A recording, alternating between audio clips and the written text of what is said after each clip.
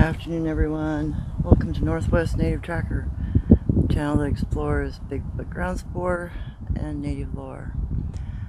Today I want to talk a little bit about how they move in their terrain.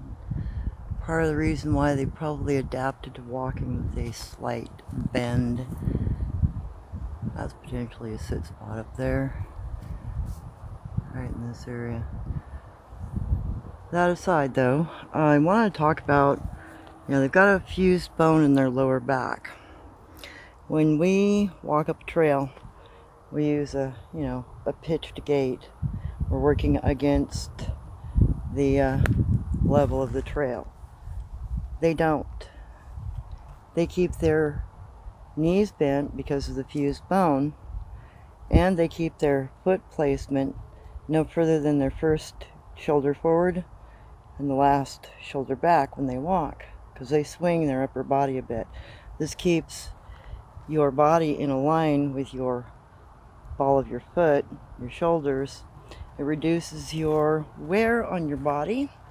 It also keeps you from getting tired. Additionally, if you're running, your run becomes really smooth. Okay.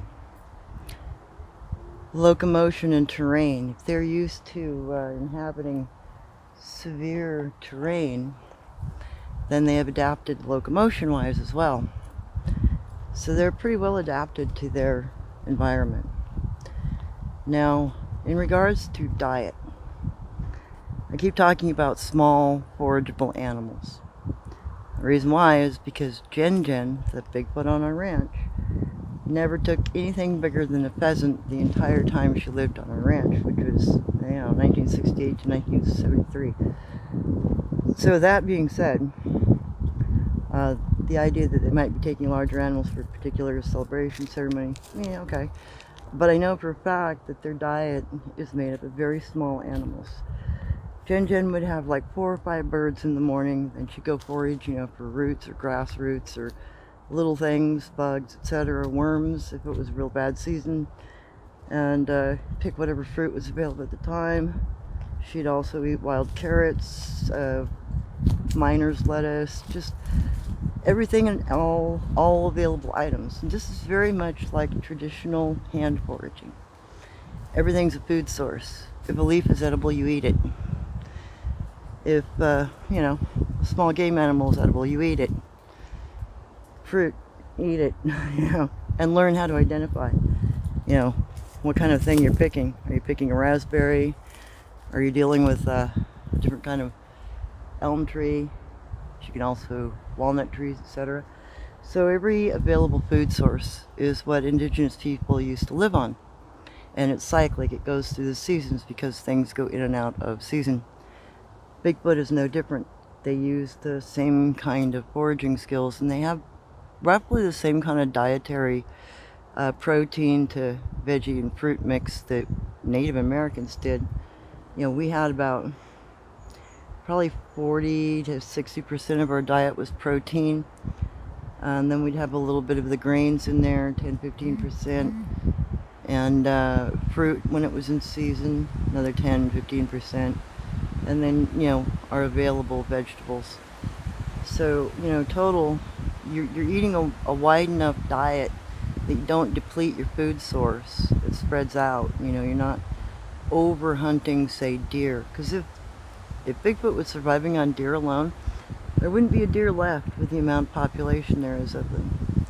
So I think what I witnessed with Jen and the small animal foraging, additionally, small animals reproduce really quick.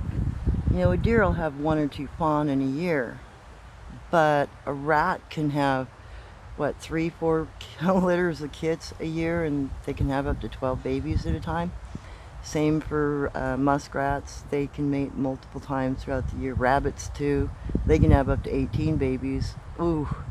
So when you take into account that smaller game actually produces more overall protein sources, it's easier to understand why they might focus on something that constantly reproduced instead of something that takes a longer time to replenish, especially if they are aware of their impact on their foraging locations, which I've noticed that they do seem to be very aware of that sort of thing.